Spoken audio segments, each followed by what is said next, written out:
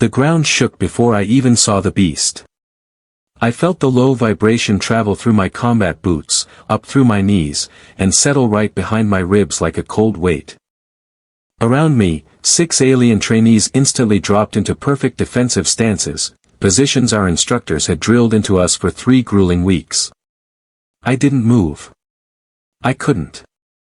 My legs felt locked to the packed dirt of the training field, and my breath went thin and quiet. It was the same ancient survival response my body pulled when it decided that absolute stillness was safer than running. Then, it burst out of the tree line. The creature was a cryophong. It stood taller than any single-story building I had grown up around on Earth. Its thick hide was the color of wet river stone, and 4 glowing amber eyes sat in a ring around a head shaped like a flat shovel. Its front claws alone were longer than my entire forearm. I had read the manuals. I had seen the holographic field recordings of a cryophong tearing through reinforced transport doors like damp cardboard. But nothing in those digital briefing files had prepared me for the acrid smell of ozone and rotting meat that rolled off its hide. Or the bone-rattling subaudible rumble it made as it surveyed our group. Every trainee on that field was taught to recognize the warning signs of an imminent charge, the shifting of weight to the hind legs, the flattening of visual membranes. Or the sharp intake of breath as the torso muscles loaded for a lethal spring. The cryophong did none of those things. It ignored Grace Whitfield to my left, who was already reaching for her high-intensity signal flare. It ignored Oliver Bennett behind me, who had gone pale and rigid. Instead, its 4 eyes locked directly on my face. For 3 agonizing seconds, nobody on that open field breathed. Then, the apex predator took a step backward. I want to say I understood what was happening in that moment, but I didn't. My mind was completely blank, consumed by the primal human instinct to freeze, the same quiet urge passed down from ancestors who once crouched in tall savanna grass.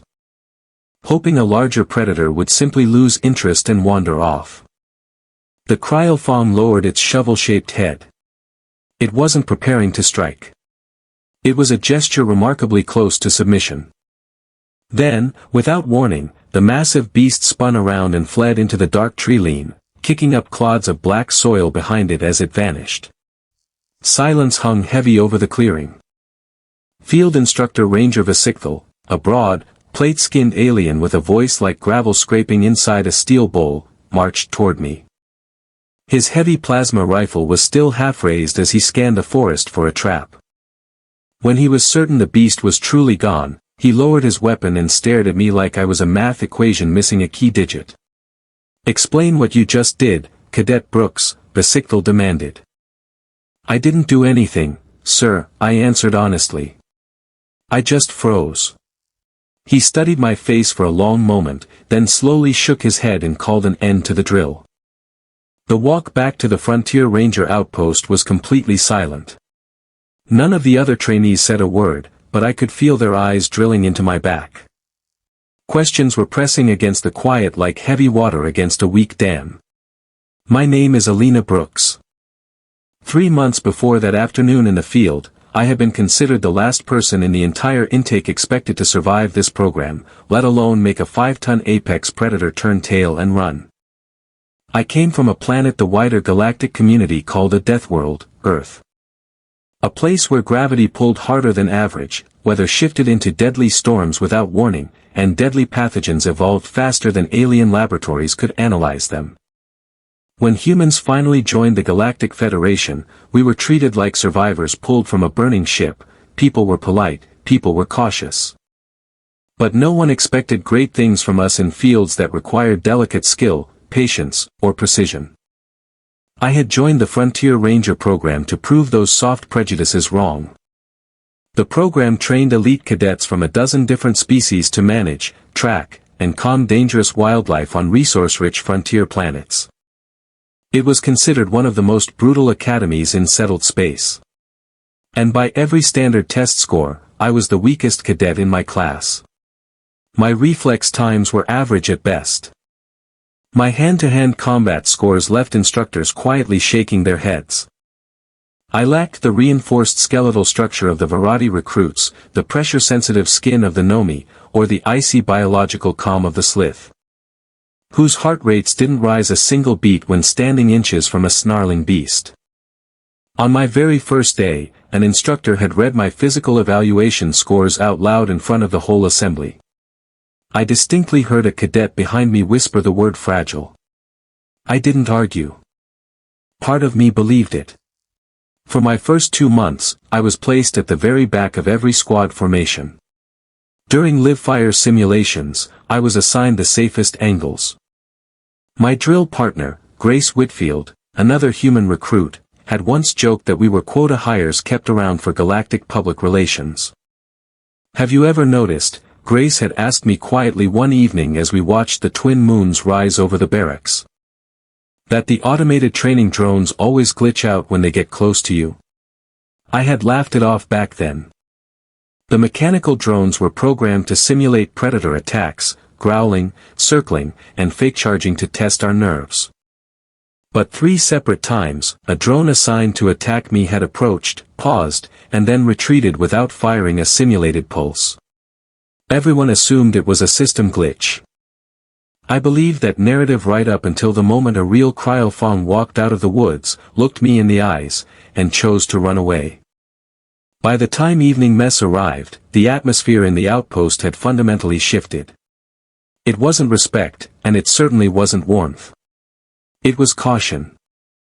Cadets who usually bumped shoulders with me in the tight corridors suddenly found reasons to step aside and walk along the opposite wall. When I took a tray of synthetic rations to an empty table in the mess hall, the seats around me remained vacant while other tables overflowed with noisy, chatter-filled conversations. Before I could finish half my meal, Ranger Vasichthal called me to his private quarters. His office was sparse and utilitarian, illuminated by a single blue luminescent lantern hanging from the center of the ceiling. The only decorations were a series of hand-carved jawbones from various frontier creatures he had studied over decades of service. He gestured for me to sit in a low chair while he remained standing, his thick arms crossed over his armored chest. In 11 years of serving on frontier worlds, Vasichthal began, his rough voice quiet, I have seen a Cryofong break through reinforced blast doors to reach food. I have watched one take 3 tranquilizer harpoons to the shoulder and continue charging without missing a step. I have never, not once, seen one retreat from an unarmed cadet standing defenseless in an open field. I don't know what happened, sir, I told him, looking him straight in his dark, unblinking eyes. I didn't do it on purpose. That, Cadet Brooks, is precisely what concerns me, Vasichthal replied. He began asking me a series of odd, highly specific questions. Was I experiencing any unusual chemical surges? Had I activated any unauthorized tech? Was I afraid? Yes, I admitted freely. I was more terrified than I've ever been in my life. Did you make a sound? A gesture? Anything with your hands? No, sir. I was too scared to move a finger. Vasichthal didn't write anything down. He just studied me with an unreadable expression before dismissing me back to the barracks with a strict warning not to discuss the incident with the other trainees.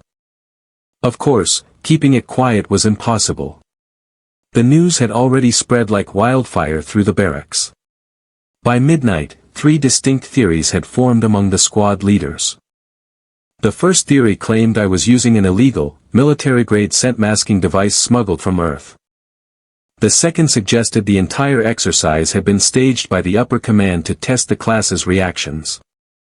The third theory was whispered only in dark corners of the bunk rooms, that there was something biologically broken or unnatural about me, something the instructors were hiding. I lay awake on my bunk all night, staring at the metallic ceiling tiles. I replayed the encounter over and over in my head. The beast hadn't smelled fear and moved in for an easy kill, which was what every textbook insisted an apex predator would do. It had looked at my face, registered something, and retreated. The next morning, Grace found me near the gear lockers before dawn inspection. "You're famous," she said, leaning against the locker door with a nervous grin. The Varadi cadets think you're running a black market cloaking field. The Slith think you're a plant from Central Intelligence. I didn't do anything, Grace, I sighed, pulling my tactical vest over my shoulders. I know, she said softly, her smile fading. I've been your drill partner for 90 days, Alina. I know you don't have hidden tech. And honestly, that's what's making everyone so terrified of you. Our morning drills were moved to the main courtyard inside the security perimeter. We were assigned basic tracking exercises, identifying broken foliage, disturbed soil, and mock trails laid out by the instructors. It was slow, methodical work that played to my strengths. For a couple of hours, the quiet focus of the task let me forget the weirdness of the previous day. Then, at midday, the perimeter alarm shrieked. It was a low, rhythmic pulse that echoed across the complex. A wild animal had tripped the outer motion sensors along the heavy wire fence. Usually, this meant a harmless scavenger was sniffing around the waste chutes.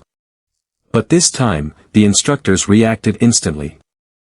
Ranger Vesikthal moved toward the eastern perimeter wall faster than I had ever seen his heavy frame move. Moments later, Commander Ira Sen, the head of the entire outpost, a veteran who rarely left the command spire during basic cadet drills, emerged from the main building and joined him at the observation deck. Driven by an urge I couldn't explain, I broke formation and walked toward the perimeter fence. Standing roughly 40 meters beyond the heavy wire, half concealed by tall crimson brush, was a second cryolphone. Or perhaps it was the exact same one from yesterday. It stood entirely motionless. Its 4 eyes were locked onto my position. Its shovel-shaped head was lowered in that same unsettling, submissive posture. It didn't test the fence or search for weakness like a hungry predator. It just stood there, staring directly at me through the wire mesh. We stayed locked in that silent stare for a full minute before the beast turned around and vanished quietly into the brush. Commander Irasan turned slowly from the railing and looked down at me. For the first time since I had arrived at the academy, I saw an instructor look at me not with disappointment or mild pity, but with genuine, cold uncertainty. Cadet Brooks, the commander said over the comms, her voice deadly serious. Step inside the command spire. We need to have a much longer conversation about what you are. The meeting inside the command spire didn't feel like a standard debrief. It felt like an interrogation conducted by people who weren't sure if I was a victim or a weapon. Commander Sen and Ranger Vesikthal stood alongside a pale-skinned Nomi technician who was cycling through high-resolution sensor logs on 3 wall-mounted screens. The footage played in slow motion. On the left screen was my encounter in the field from 2 days ago. On the right was the security camera footage from the perimeter fence. Watch the eye movement, the Nomi technician pointed out, using a digital stylus to highlight the beast's facial structure. In both instances, the subject's heart rate spikes to elevated terror levels. Yet the target animal displays an immediate drop in predatory aggression. The instant direct line of sight is established with Cadet Brooks. The technician brought up an archival recording from 3 years prior. It showed a different cryolphone encountering a previous cadet class at the exact same fence line. In that older video, the beast aggressively threw its body against the steel mesh, trying to break through until a specialized heavy tranquilizer team drove it off. Same species. Same perimeter. Same hunting instinct, Vesikthal noted, staring at the side-by-side screens. Completely different outcome. I don't have an explanation, ma'am, I said, keeping my hands clasped tightly behind my back. We aren't asking you for an explanation, Cadet, Commander Sen replied coldly. We are telling you that your presence is altering the biological baseline of the wild fauna on this planet. Until we understand why, you are restricted from solo field rotations. Word of the incident spread anyway, and over the next 2 weeks, the pattern didn't stop, it escalated.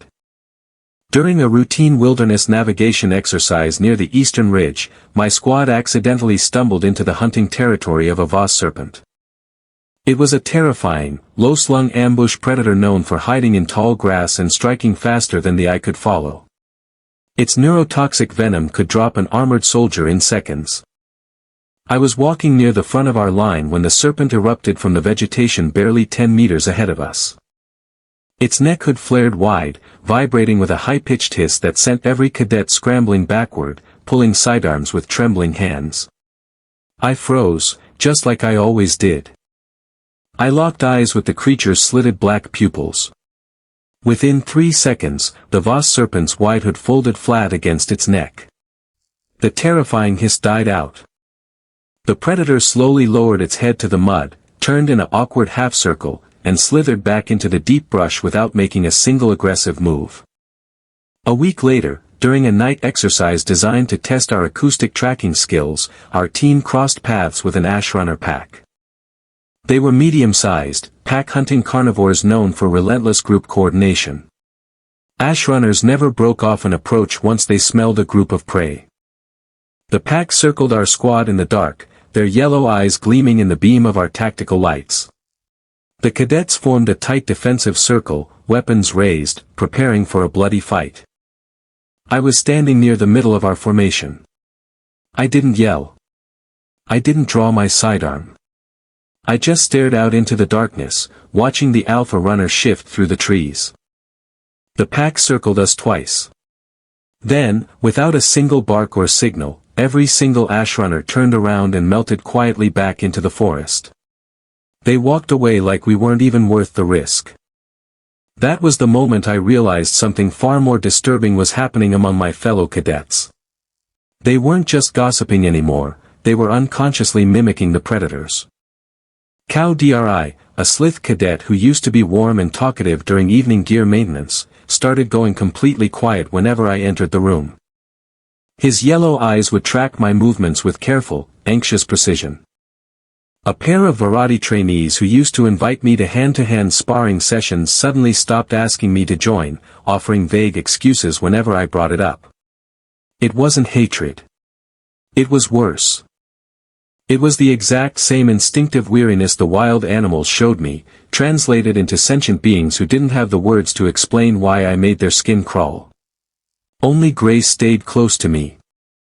One evening, after another long day of avoided glances and silent meal times, she found me sitting alone in the Academy's small digital library terminal room. The room was bathed in the pale blue light of open historical databases. "What are you looking for?" Grace asked, pulling up a chair next to mine. "Answers," I replied, staring at a wall of text. I started researching Earth's evolutionary history. Things we were taught in school, but never really paid attention to. I pointed at a series of galactic biological reports compiled by non-human researchers after first contact. According to the data, Earth possessed one of the most brutally competitive evolutionary histories of any inhabited planet on record. For hundreds of thousands of years, human ancestors lived alongside massive, hyper-specialized apex predators. We weren't the fastest species. We didn't have razor-sharp claws, thick armored hides, or venomous bites. Yet, humans didn't just survive, we became the undisputed dominant species on the planet. "Look at this section," I whispered, pointing to a translation written by a xenobiologist 60 years ago. It describes something called persistence hunting. Persistence hunting? Grace repeated, leaning closer. It was a strategy early humans used, I explained. We couldn't outrun a deer or a wild beast in a short sprint. So, our ancestors just walked after them. We tracked them for hours, sometimes days, through heat and rough terrain. We didn't give up. The prey animal would eventually collapse from sheer heat exhaustion and cardiovascular failure because it couldn't sustain that level of stress. The human just kept coming. I looked over at Grace, the blue light of the monitor reflecting in her eyes. The biologist notes that almost no other species in the known galaxy developed this trait, I continued. Most predators strike fast and give up if they miss. Humans are one of the only species that simply never stop. Grace read through the file slowly, her brow furrowing. You think the animals here aren't smelling weakness when they look at you? I think every predator on this planet evolved to recognize immediate physical danger, claws, teeth, size, I said softly. But when they look at a human who isn't running away, who isn't panicking, their deepest ancient instincts recognize a creature that doesn't play by their rules. They recognize something that doesn't stop. Before Grace could reply, the terminal screen flashed with a high-priority notification, Cadet Brooks, report to Ranger Vesicthal's quarters immediately. Ranger Vesicthal was standing by his narrow quarters window when I entered, looking out over the darkened training grounds. The outdoor security lights cast long, sharp shadows across the dirt courtyard. I have spent 11 years training recruits from over a dozen star systems, Vesicthal said, his back still turned to me. I have seen cadets handle fear with brilliance, and I have seen them handle it with utter panic. I have seen recruits freeze, scream, and push through terror with sheer brute willpower. He turned slowly to face me. I have never, in all my years, seen a wild apex predator retreat from a cadet's fear. I don't think it was fear that made them run, sir, I said, the realization settling heavily in my chest. I think it was something underneath the fear. Something my species carries. Vesicthal studied me in the dim blue light, his plated jaw set in a hard line. They are not afraid of what you can do to them in a hand-to-hand fight, cadet. They are terrified of what you are. His words hung heavy in the small room. For 3 months, I had absorbed every quiet insult about my slow sprint times and modest lifting limits. I had internalized every mutter of the word fragile. I had genuinely believed I was a charity case allowed into the program to fill an Earth diversity quota. What do I do with that information, sir? I asked quietly. That, Vesicthal replied, is something you will have to decide for yourself very soon. Word of what is happening at this outpost will not remain contained to this sector. When the Central Academy finds out, you will no longer be the cadet everyone looks down on. I didn't sleep that night. Instead of lying in bed, I stayed up in the archives, diving deeper into the restricted galactic databases using my cadet access credentials. I found a classified comparative study conducted 30 years ago by a coalition of alien scientists attempting to understand human behavior during early planetary encounters. The report documented dozens of strange, unexplained incidents. On a remote mining outpost in the Outer Rim, local pack predators, notoriously aggressive territorial beasts, had completely abandoned their hunting grounds the moment human surveyors moved in. Despite the humans carrying no heavy ordnance. In another recorded event, a massive aquatic predator on a water world had aborted an ambush attack on a human diver. Swimming away into the deep ocean after the human simply turned around and stared directly into the beast's eyes. The study came to a chilling conclusion: most predator species in the settled galaxy evolved to recognize physical threat indicators, scale, speed, jaw strength, and chemical venom. Humans possess none of these in significant quantities. However, humans trigger a secondary, deeply buried threat response in alien fauna. Humans exhibit gait patterns of unwavering pursuit, an unnatural metabolic stillness under immense pressure, and a psychological willingness to pursue a target long after physical exhaustion should mandate retreat. To alien fauna, a human does not resemble prey, nor a competing predator. A human resembles an inescapable environmental hazard. I stared at the glowing text on the monitor, my fingers trembling slightly against the desk. I thought back to my childhood on Earth. I had grown up in a small, rustic town bordered by dense, unmanaged wilderness. My grandmother used to tell me stories about how early settlers lived alongside black bears and mountain lions, not with high-tech plasma rifles, but with an unyielding mindset. I remembered hiking through those woods with my father when I was 10 years old. He had taught me how to read animal tracks in the damp earth, how to spot the difference between a predator hunting for food and one just passing through. And I remembered his exact words when we once heard a heavy branch snap in the dark brush nearby: "Don't run, Alina. Never run. Stand tall, make yourself look steady, and make sure that animal knows you aren't going anywhere." At the time, I thought it was just practical advice. Now, sitting millions of light years away from Earth in a room full of alien technology, I realized my father was passing down an instinct that had been forged over a million years of brutal human survival. Our instructors tested us on how fast we could draw a sidearm, how hard we could hit a target, and how quickly we could run a 100-meter dash. They measured those specific traits because their own species had survived by striking fast and fleeing faster whenever a bigger threat appeared. Nobody had ever built a test to measure the one thing humans did better than anyone else: the stubborn, absolute refusal to break. Grace walked into the terminal room just as the morning drill bell rang across the compound. She looked at my tired eyes and the dozen open database windows cluttering my screen. "You look like you just solved a murder mystery," she said softly.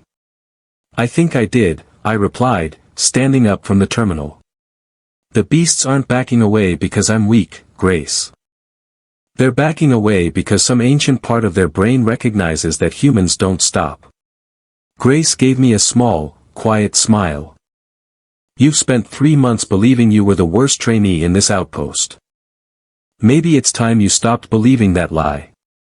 I looked out the window at the rising sun painting the alien sky in shades of deep orange. I had spent my entire life apologizing for my physical limitations, trying to hide my hesitation, and feeling ashamed of my test scores. I made a decision right then and there. I was done apologizing. I didn't know it yet, but that decision would be tested before the week was out, not in a controlled training simulation, but in a real-life crisis that would force the entire outpost to face what I truly was. The red emergency lighting flashed across the barracks ceiling at precisely 0100 hours. 3 sharp, ear-splitting klaxon blasts echoed through the metal hallways, followed by the automated computer voice repeat announcing a code-red perimeter breach. Within seconds, the entire compound was awake. Bunks slammed against walls as cadets scrambled into their tactical suits, buckling armor plates and checking power cells in the dark. Nobody talked. The weeks of relentless drilling took over as we moved in a synchronized wave toward the main courtyard. Outside, the rain was coming down in thick, heavy sheets, turning the dirt parade grounds into a slick sea of mud. Commander Irasen stood on the raised command platform, surrounded by glowing tactical projections of the local region. A large red distress marker was pulsing violently on the digital map, located roughly 6 kilometers north of our position along a narrow mountain pass. "Listen up." Commander Sen's voice boomed over the courtyard speakers. "A civilian supply convoy carrying critical medical supplies to the northern settlement has been ambushed and immobilized in the Blackwood Pass." She pressed a control pad, zooming the map in on the narrow canyon road. "The attacker is a rogue Cryofong," she continued. "Scouts report the animal is heavily injured, likely from an encounter with poachers or a rival territorial beast. It is highly agitated, erratic, and blocking the only road through the pass." A quiet murmur ran through the assembled cadets. An injured apex predator was exponentially more dangerous than a healthy one. Pain destroyed a wild animal's natural caution. Starving or wounded beasts stopped following the biological rules that made them predictable. They didn't care about warning shots, they didn't care about pain, and they didn't back down. "Standard sonic deterrents have failed," Commander Sen warned. The local ranger team attempted to clear the road using non-lethal tranquilizer darts, but the beast charged their transport, crushing the front axle before retreating back into the narrow gorge. "The convoy cannot reverse, and the medical supplies will spoil if they don't reach the settlement by dawn." Ranger Vesichthel stepped up to the holographic map, his heavy brow furrowed in deep concern. "What is the tactical team's plan, Commander?" "We are deploying Elite Ranger Squad 1 with heavy lethal ordnance," Sen stated coldly. "We cannot afford to waste time. If the beast cannot be moved, it will be eliminated." I looked at the map projection. I looked at the narrow, claustrophobic canyon walls of the Blackwood Pass.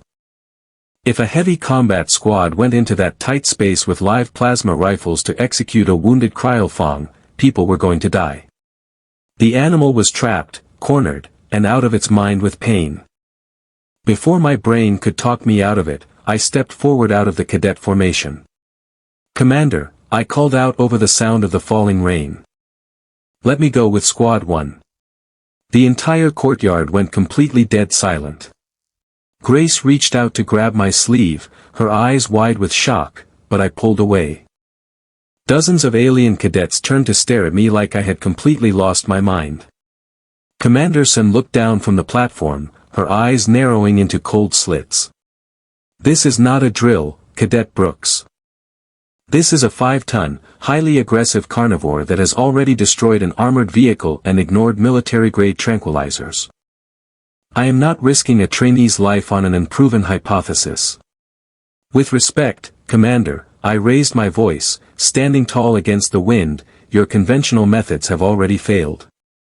The tranquilizers didn't work because pain pushed the animal past its fear of technology. But every time a beast has backed away from me, it wasn't because I threatened it, it was because I didn't act like a threat. I didn't run, and I didn't attack. I took a deep step toward the command platform, the mud splashing around my boots. If you send a squad in there with heavy plasma rifles, that animal will fight to the death because it knows it's being hunted," I continued, staring directly into the commander's eyes. "I might be the only variable you have that won't trigger its desire to kill." Commander Sun stared at me for 5 agonizing seconds. The rain dripped off the edge of her collar as she weighed the massive risk. She turned her head slightly to Ranger Vasikthal. "Your assessment, Ranger." Vasikthal looked at me, his dark eyes reflecting the harsh red emergency lights. He remained silent for a moment, remembering our late-night conversations and the footage of the fence line encounter. "For 3 months, we have watched this cadet succeed where our standard manuals predicted absolute failure," Vasikthal said quietly to the commander. "I do not fully understand the science behind her species' presence. But I would rather take an unexplained advantage into a crisis than leave it behind out of bureaucratic caution." Commander Sun let out a long, slow breath. "Very well," she declared, her voice sharp and decisive. "Cadet Brooks, you will attach to Squad 1. You will wear full armor, and you will carry a standard sidearm. You will remain 20 meters behind Ranger Vasikthal at all times. If I give the order to fall back, you fall back instantly. Is that understood?" "Understood, Commander," I answered, stepping into line. As I walked toward the heavy transport vehicle, Grace caught up with me in the rain, grabbing my shoulder. "You're completely insane," she whispered, her voice shaking with adrenaline. "You know that, right?" "Probably," I admitted, offering her a faint, nervous smile. "Wish me luck." "Don't die, Alina," Grace said, her grip tightening for a brief second before letting go. "Show them what Earth is made of." The armored transport vehicle rattled violently as it barreled down the unpaved mountain road toward the Blackwood Pass. Inside, 6 veteran rangers sat in heavy silence, checking their plasma rifles and securing tactical gear. Ranger Vasikthal sat directly across from me. His massive weapon rested across his knees, but his eyes never left my face. "Listen to me carefully, Alina," Vasikthal said over the roar of the vehicle's engine. "Out there in that canyon, bravery as you typically define it will get you killed. Your value tonight is not in physical strength, speed, or marksmanship. Your value is in your stillness. In your complete refusal to break under pressure. Do you understand?" "I understand," I replied, my voice sounding much steadier than I felt inside. "If that beast charges," he added, leaning closer, "every natural instinct in your brain will tell you to turn around and run. The moment you show it your back, the psychological illusion ends, and it will tear you apart. You stand your ground, or you die." 10 minutes later, the transport screeched to a halt at the entrance of the gorge. The rain had eased into a cold, steady drizzle. The sky above the sharp rock walls of the pass was starting to turn a pale, bruised purple as dawn approached. 2 civilian cargo trucks sat trapped in the narrow gut of the pass, their headlights illuminating a chaotic scene ahead. The lead truck's front end was badly caved in, its heavy steel bumper bent like a discarded toy. And 20 meters beyond the damaged vehicle, pacing back and forth across the narrow dirt road, was the cryolphon. Even from a distance, the sight was terrifying. The creature was significantly larger than the one I had encountered on the training field weeks ago. Dark, thick blood was smeared across its left flank from a deep, jagged gash that exposed raw tissue beneath its armored hide. One of its front legs was clearly injured, causing the massive beast to walk with a heavy, uneven limp. Its shovel-shaped head swung frantically from side to side, and a low, painful roar echoed off the steep rock walls of the canyon. It was trapped, bleeding, and consumed by agony. "It's completely out of its mind," the squad leader muttered, raising his plasma rifle to his shoulder. "Pain has wiped out its survival instincts. It's going to attack anything that moves." The squad leader motioned for his team to spread out along the rock walls, taking up elevated firing positions. Ranger Vesichthel, set up heavy cover. We take the beast down before it breaches the second truck's cab. Wait. I stepped out from behind the armored transport, walking past the line of raised rifles. "Cadet, get back in formation," the squad leader barked, his finger hovering near his trigger. "If you fire on it now, you'll land 2 shots before it reaches this truck," I called out, keeping my eyes fixed on the creature in the distance. "Look at the terrain. There's no room for your team to maneuver if it charges down this narrow road." I unbuckled my tactical holster, pulled out my sidearm, and handed it backward to a shocked ranger without ever taking my eyes off the beast. "What are you doing?" the squad leader yelled. "Giving it a choice," I replied softly. "Vesichthel, restrain your cadet," the squad leader ordered. "Hold your fire," Vesichthel commanded, stepping into a backup position 20 meters behind me with his heavy rifle held at the ready. "Let her walk." I took a deep breath of the cold, damp mountain air. I let my shoulders drop. I forced my heart rate down, using the deep, rhythmic breathing techniques my father had taught me years ago in the quiet woods of Earth. Then, I took my first slow, deliberate step forward into the open canyon. The sound of my boots crunching on the wet gravel sounded like thunder in the narrow pass. The cryolphon's 4 amber eyes instantly snapped toward me. It stopped pacing.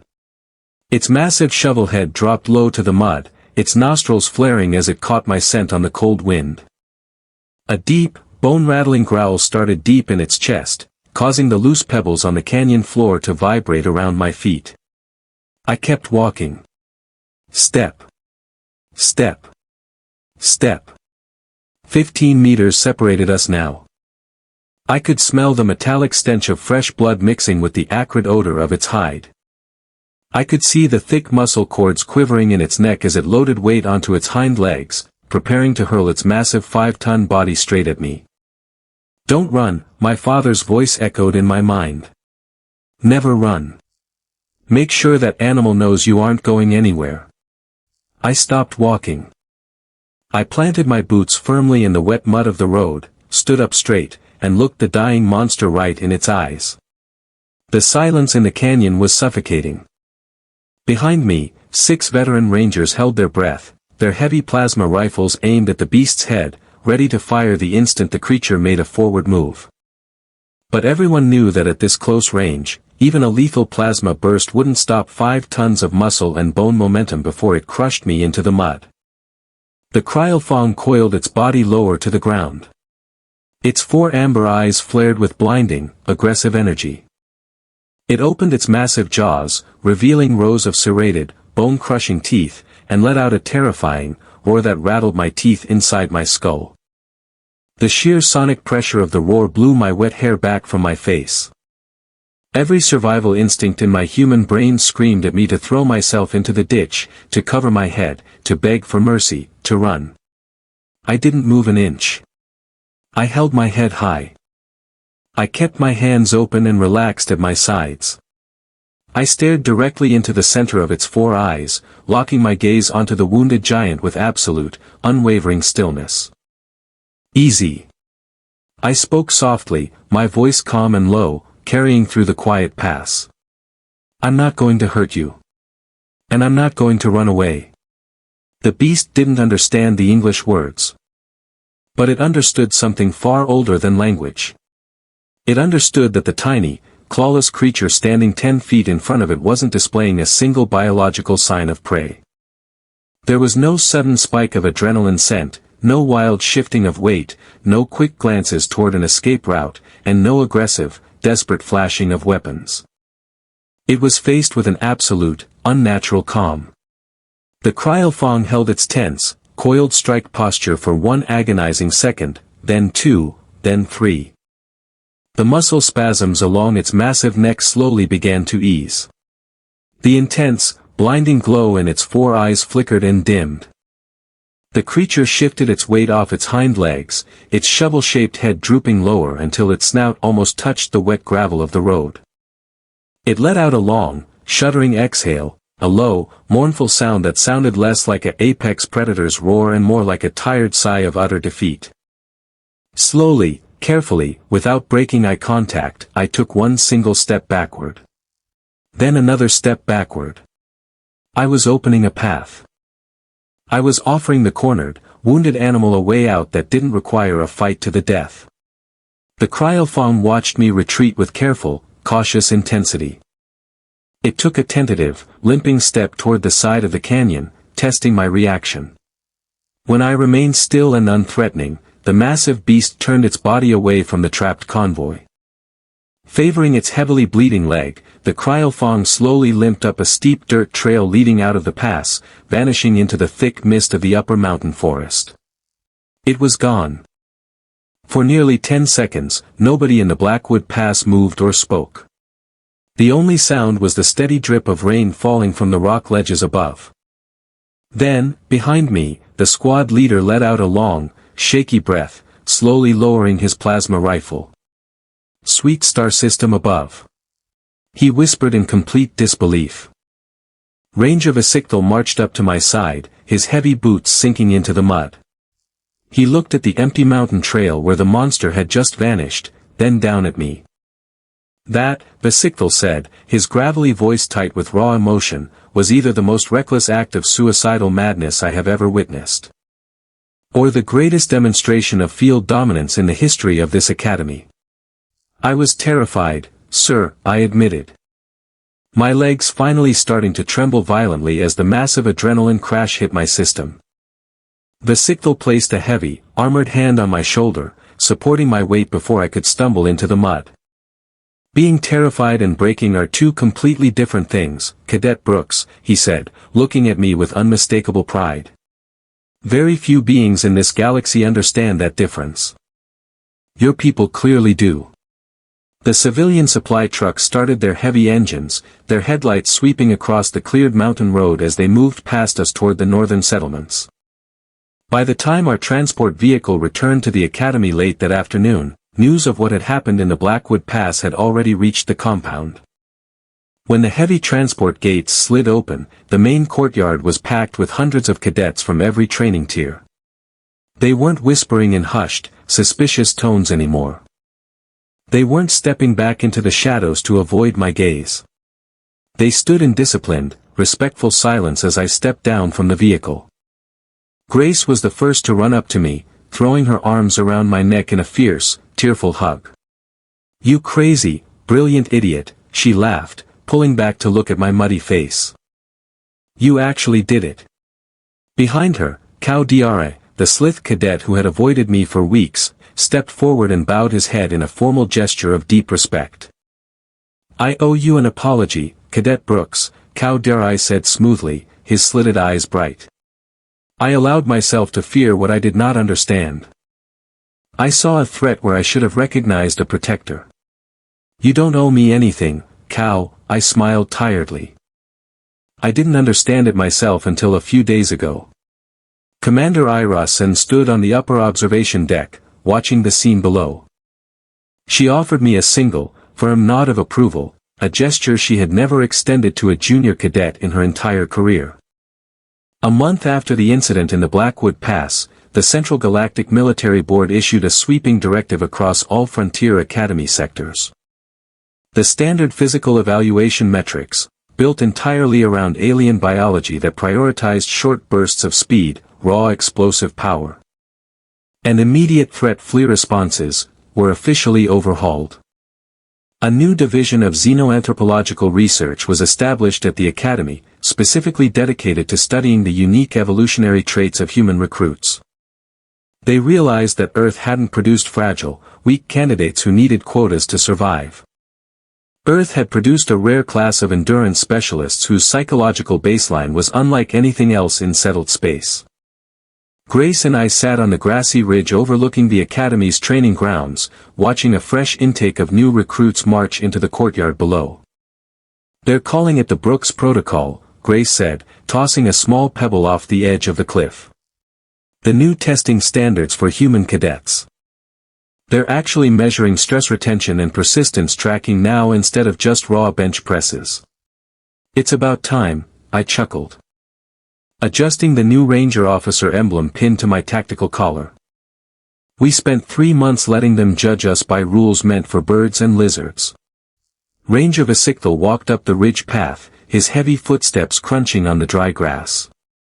He stopped beside us, looking out over the valley where 2 twin moons were beginning to crest the horizon. "Your formal transfer papers to the Sector 4 Wildlife Protection Division have been approved," Officer Brooks, Vesichthel announced, handing me a digital slate. "They're assigning you to the primary Apex monitoring unit on the deep frontier." "Thank you, sir," I took the slate, feeling a deep sense of pride. "For everything."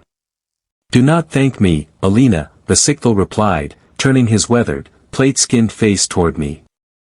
"When you first arrived here, I looked at your baseline physical scores and assumed you would fail within a month. I judged you using systems built by species who survive by striking quickly and running away when the fight turns bad." He looked down at the new recruits marching below. "We never thought to test for the trait your ancestors built over 1,000,000 years on a Deathworld," he continued softly. The simple, quiet refusal to stop coming. After Vesichthel headed back down to the command center, I stayed on the ridge for a long time, watching the sun sink below the horizon, painting the sky in deep shades of crimson and gold. I thought back to my first week at the Academy. I remembered the cold shame of hearing my scores read out loud, the whispers of the word fragile in the dark hallways, and the deep, quiet self-doubt that had made me feel like an outsider in a universe full of superior beings. I realized now how wrong we all were. The apex beasts of this planet, and every dangerous world across the galaxy, had spent millions of years learning to fear the biggest, fastest, and loudest threats in their environments. They knew how to handle claws. They knew how to handle fire and teeth. They had simply never encountered a human before. They had never met a creature that didn't run when it was terrified. A creature that didn't break when it was cornered. A creature built deep in its evolutionary bones to keep walking forward, step by step, through rain, pain, and impossible odds, until the monster itself decided to turn around and walk away. I stood up from the rock, took a deep breath of the cool night air, and looked out toward the dark, wild forests of the frontier. I was no longer the cadet everyone underestimated. I was an Earthling, and the galaxy was finally learning what that truly meant.